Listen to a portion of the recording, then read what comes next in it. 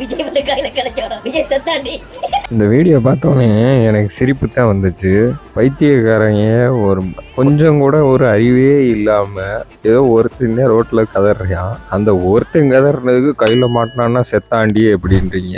8%லேருந்து 3%க்கு 3.5%க்கு அப்படி இருக்கும்போது 1.5 கோடி மக்கள் வாக்குகளிச்சாங்க. 35% எங்கே இருக்குது, 3%, 3.5% எங்கே இருக்குன்னு கொஞ்சமாச்சு யோசிச்சுட்டு அதுக்கப்புறம் பேசுங்க. இந்த மக்கள்லாம் வரணுன்ற அவசியம் இல்லை, சரிங்களா? அவர் இப்போ தமிழக முதலமைச்சர் பொறிச்சு எடுத்து போடுவார். இப்படி எல்லாம் ஆமக்குஞ்சுவில் இருக்கட்டும், டிவிகே ஹேட்டர்ஸ்லாம் கிளம்பி வருவாங்க. அவங்கள எல்லாத்தையும் ஆக்ஷன் எடுக்கிறது, இது பண்ணுறது அவரோட வேலை கிடையாது. அதனால சரி போ, சிலர் வைத்தறிச்சல்ல கதறாங்கன்னு விட்டுக்கிட்டு இருக்காங்க.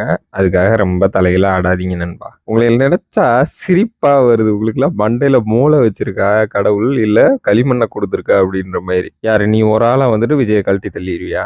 ஆறா நீங்கெல்லாம் உங்க கூட இருக்கிற அந்த கூட்டம் கூட இல்லையடா.